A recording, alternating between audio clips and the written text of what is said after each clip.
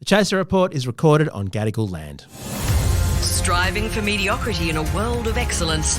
This is the Chaser Report. Hello and welcome to the Chaser Report with Dom and Charles. Charles is in Adelaide doing his wankonomics thing, but fortunately we have someone far better qualified to talk about Charles's favourite subject, AI. It is Ange Lavoipierre, who is nowadays a very exciting new job, the National Technology Reporter at ABC News. Hello, Ange. Hello. Yeah, it's Ange 2.0. Ange 2.0. So many hats you've had over the years, but comedy cellist, no more, at least not for the time being. Oh, look, I'm never not a comedy cellist. Of course. Well, unfortunately, there's no cello here, so we'll have to get by with it. This story sounds wild. So your pitch was this kind of bizarre thing to do with AI replacing us all, and then that you were going to get doxxed. What's going on?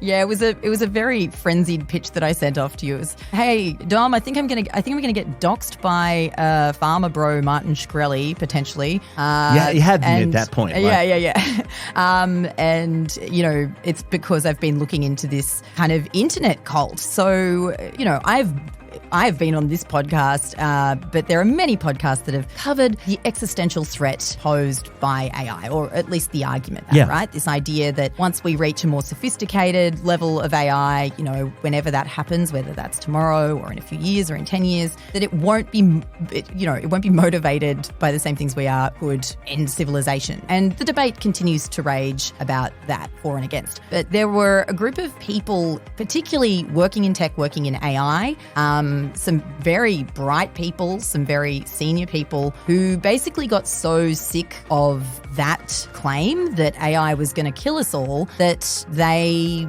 decided to fight back. And they formed this movement called effective accelerationism, which is shortened to EAC. So E/ACC. And EAC is the movement that I've been looking into. Right, so it's basically going, AI, bring it on. Is that basically It's like as fast as possible and, yeah, at all costs, basically. We need to be accelerating. So I think people relate to some of what they're saying, which is like, hey, you know, do we really need to worry so much about AI killing us all? Can't we just be a little bit hopeful or optimistic here? But then, you know, when you hear them say, oh, we need to speed this up, I think most people feel like this is happening at a breakneck pace anyway. It's already terrifying and fast. And they're going, bring it on, let's get it done. If this is going to be an apocalypse, let's do it tomorrow. Not only that, it's like they're pretty much anti-regulation. They're like most of the regulation that's proposed. They're like, this is going to slow us down. This is not the right thing. They never get it right. They make these regulations and never review them, never revisit them, which is actually, you know, that's pretty true. But we just need to be going full speed ahead with this. So let's dive into the world of libertarian AI boosters after this. Yeah, because I must say, AI, Ange, it seems dizzyingly fast. I mean, just this week, Google's released their new Gemini AI, which apparently is dramatically less crap than Bard was. I mean, I used Bard a few times and it didn't do anything well. But it seems as though, yes, it's just everything's happening as quickly as possible. There's sort of an arms race going on. Yeah. There's no regulation really in any effective sense. They're just doing it because they can without asking whether it's a sensible idea. And you say these people reckon that the current pace is too slow. Yeah, and how they've gone about it is pretty interesting too. So I might have mentioned earlier that they have a bit of a culty vibe. Yeah. So, you know, they've been throwing like raves in Silicon Valley. They're like very anonymous. They've got a very strong meme game. Right. So they're like big into mimetic warfare. They're using the Gadsden snake, you know, the one that like the Tea Party used and stuff, like don't tread on me. Don't tread on me. Yeah, tread on me. They from the Marine Corps or something? It's got a long history, but the Gadsden snake is, you know, associated with libertarian movements, and they've been like flying the Gadsden snake, and they've got this motto which is accelerate or die. So they're what about accelerate and then die more rapidly? Have they thought of that one? Yeah, it's not as catchy, is it? Accelerate and be subjugated, die or die. They settled on that one for whatever reason. But yeah, accelerate or die. As I said, they are really anonymous because some of what they're kind of talking about is pretty scary to people beyond, you know, accelerating in and of itself. If you really listen to what the leaders are saying and what they've got these kooky manifestos online. They've got merch and stuff. Merch? They've got merch. You can get like an EAC mug, accelerate or die mug. Amazing. Yeah, if you really listen to what they're saying, there is a faction within EAC that kind of isn't that far from what the other side, the so-called doomers, believe, because they talk about AI safety people as doomers. So anyone who at any point goes, maybe this is just a little faster. We should wonder what's going on. You're a doomer at that point. D-cell. And Go that sounds a home. lot like boomer, which is embarrassing for all of us. Yeah, look, there is this corner of EAC that believes something quite similar that, look, maybe will bring about more sophisticated AI and maybe it won't want what we want and maybe it will subjugate us. We don't know. Maybe it'll replace us. But if that's the case, then that's just the next logical step in evolution. If worms had the power to stop us from coming into being and they'd chosen to do so because they thought that humans might kill worms, that would have been a very bad outcome. I think we can all agree. And they kind of see AI like that. It's like, well, let's bring it on because humans can only survive so far, the way we're kind of running the joint. So it's just a bit like the dinosaurs going, over here, meteor, come on. Yes. Smash us sort in. of, potentially. Speed it up. And it's sort of like, it's not like, they think that AI will subjugate us, but it's like, well, or kill us or whatever. It's like, well, if it doesn't go according to plan, look, we've still birthed a higher consciousness. It's our, we're a bootloader for a higher consciousness. We've held the door open for the next iteration of life in the universe. So the leader of the movement, who goes by the name Beth Jesus. Yeah. Catchy pseudonym. Yeah, it is. The meme game's strong, but he was doxed towards the end of last year because, Forbes magazine decided that he was enough of a, dangerous enough that they cited the public interest and doxed him released his identity, not his sort of home address or anything. But yeah, so he went and did this interview on the Lex Fridman podcast. I've brought an excerpt along, which is gives you a bit of an insight into that, replacement thing, this whole, how he feels about AI potentially replacing humans. And it's a beautiful machine that has created us. And I think part of EAC is to appreciate this principle in a way that's not just centered on humanity, but kind of broader. Appreciate life, the preciousness of consciousness in our universe. And because we cherish this beautiful state of matter we're in, we got to feel a responsibility to scale it in order to preserve it, because the options are to grow or die. I would consider my greatest enemies to be people who support degrowth. The idea that we should roll back the economy and sort of try and affect the environment less with less of this stuff.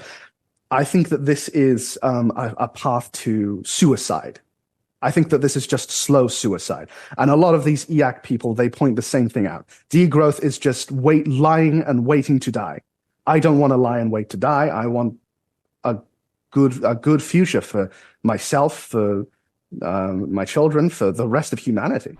At first there you heard from Beth Jesus, the man himself. I'm still I'm trying to work out whether Beth Jesus or Jeff Bezos is someone I should be more scared of at this point. Yeah. Beth Jesus does have a surprising amount of power. So his real name's Guillaume Verdon, and he's worked at these, some of the top innovation labs run by Google, sort of, doing secret moonshot stuff. He's a quantum AI guy. He's very, very bright. He's in his early 30s. So he does have influence, like a lot of people within the EAC movement, not everyone. That was the second voice you heard there was a man named Hao Dong Mo, who lives in Gladstone, or near Gladstone, of all places. So really? Central Queensland. Okay. And he actually doesn't, he, as you can hear, really subscribes to a lot of the EAC ideas. He doesn't think it's going to take over and kill everyone. So I guess he's from a different faction there.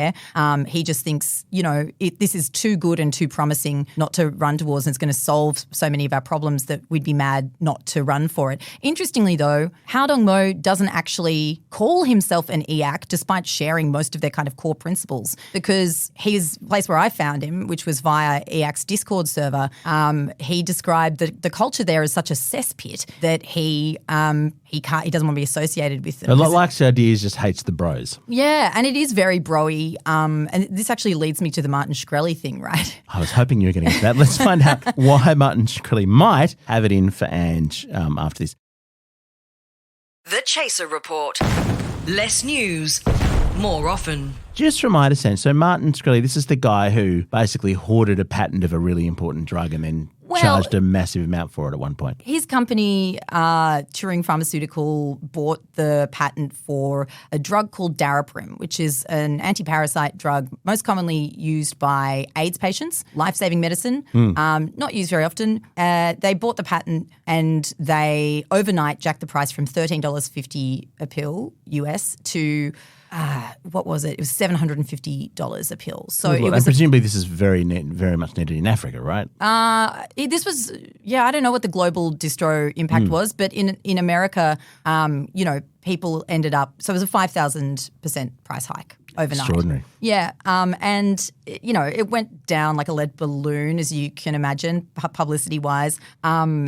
He ended up being hauled before Congress, defended himself saying, look, this is kind of a Robin Hood Act. This really just costs insurers and the government and, we will make sure that uninsured people get it cheap. But look, some people with bad insurance because it's America, they ended up with thousands and thousands and thousands of dollars in bills. And so, wildly unpopular, was referred to at the time by the media as the most hated man in America.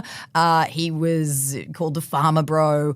He also bought this Wu-Tang album. And that's right. Yeah. And, that was so annoying. And then he said he was going to release it for free if Donald Trump won the election. So this is like back in 2016. Or he was going to destroy it if Hillary Clinton won. So just as a weird sidebar. So this is the Wu-Tang Clan, legendary rap group, like absolutely beloved by rap devotees, recorded an album. Yeah. And they made one copy of it. Yeah. They put on a thumb drive or something. Look, part of this is on Wu-Tang, right? Yeah. It's definitely part of it's on Wu-Tang. And so they just sold the one copy of the album to the highest bidder. So everyone else who wanted new music from this band, who hadn't done anything in years, like only one rich fuck gets to listen to it. Yeah. There was a bit of a craze in rap about 10 years ago. Wu-Tang weren't the only ones who did it. But yes, anyway, Shkreli has the only copy of that album to this day. And there's, anyway, that is a sidebar. But what just if it's sort of terrible? Illustrate, I know. We'll Can you never imagine? Know. We'll never anyway, know. so what's he got in for you? So I emailed him because he's quite a prominent EAC. Oh, okay. Of course he is. Of course he is. He ended up going to prison for securities fraud. He got out unrelated to the Daraprim thing. It was a bit of an Al Capone situation. They wanted to get him for something and they got him for that. He got out, joined EAC, tweets prominently, is generally a bit of an edgelord online. I asked him for an interview. The way that one normally asks a person for an interview, I just sent him an email. I said, and he wrote back saying, EAC doesn't talk to EAC about the media. And I, am not one to give up at the first hurdle. And so I said, with respect, that there are examples to the contrary, and said, how about you talk to me about this? Or I'd just love to hear from you. And aren't you supposed to be bringing it on via the ABC's background briefing? But, why not? Yeah. The AIs will ingest the interview and presumably speed things up. Right. So there was a lot of, I pushed again. And he wrote back and he said, nah, lick my nuts. And I had never received an email like that ever in the course of, 17 years of journalism or something. Yeah, not exactly dispelling the most hated man in America. No, I think he kind of relishes the thing, right? That whole reputation. And so I wrote back and said, fantastic, thanks, just confirming this is Martin Shkreli I'm speaking to because it was a general contact email for his company. And he said, yes, this is Martin Shkreli, lick my nuts. And so, obviously I've used that in the story because I'd be mad not to. But then I started getting, because EAC doesn't love talking to the media, and then my inbox sort of started filling up a bit more and I was like, what's going on? Got one of these guys on the phone and said, hey, how'd you hear about me? Why are you, great to hear from you, but how'd you know to email me? He said, I saw your emails with Martin. I said, what do you mean? Do you work for him? He said, no. He's posted them. And anyway, I would go and check, and he's posted our email exchange. The vibe, and this is paraphrasing, but it's very much like the vibe was like, ha, this dumb bitch journalist. I owned her by telling her to lick my nuts. Amazing. Yeah, really great. Sick burn, bro. Sick burn. And so, but because he's got my personal phone number, and he does, because that was attached to the email, and he does have a history of doxing people and also harassing female journalists online. So look, that's just part of the price of doing business. It did send me down a real rabbit hole though, where I'm going, well, how scuzzy is this world? And what I ended up finding was basically a whole bunch of hate speech on the Discord server. It's not that that's baked into EAC's principles. They're massively pro-capitalist. They're decentralized. They want all, software released, given to the people. I'm sure they love crypto as well. There's a lot of overlap with crypto, the crypto world, yeah. You can't swing a cat without hitting some variety of hate speech on that on that Discord server. So it's not inherent to EAC that they love hate speech. It's just that the same kind of people who want this to happen just happen to be the kind of people who also like hate speech. Is that what you're saying? Like it's just the Venn diagrams intersect quite a lot. Well, and then I wanted to know why. Right. And then it turns out like one of the main people that, the most like celebrated thinkers, the guy who EAC holds up the most possibly is a guy called Nick Land, who came up with accelerationism, and they're like a riff on accelerationism. And then the thing is, 15, 20 years later, Nick Land also came up with something called the Dark Enlightenment, which is like the blueprint for the modern alt-right. So, I'm not saying that's what EAC is, but like you can't help but wonder if there's something, if that's maybe created a bit of a porous wall between like the alt-right. There's just a lot of the same people sort of. And Nick Land himself, who's still out there, well, he's in Shanghai actually these days, banging on about, with his ideas. He is a big EAC guy. So it's a really ugly world. It's an endlessly fascinating world. There are people in there who do really seem to not give a shit if AI replaces us and think that that's entirely possible. And there's also people like Hao Dong Mo floating around in that world who are just like,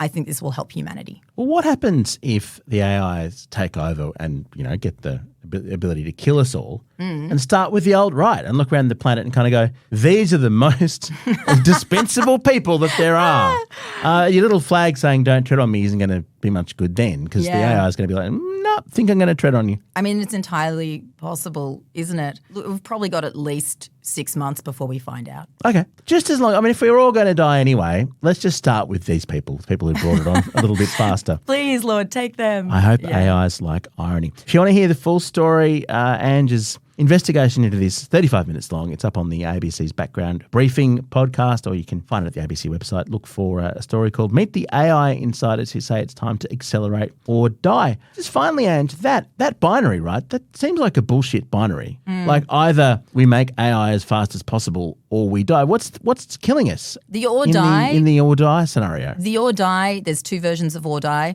One version of or die is, well, every day around the world, countless people die of preventable and currently unpreventable causes. AI, the kind that we're talking about, the super intelligent kind, would fix that. So would literally save people. Okay. The other or die is we've denuded the planet to the point where we don't have long to go unless we come up with some big solutions, which AI will come up with. So there's actually a weird little core of environmentalism in there. I'm genuinely surprised. Yeah, I think like it's everything problemism, but yeah, climate change surely high up on the list. All right, I'm convinced. Bring on the all-powerful AI. Set it loose. I'm tired of living anyway.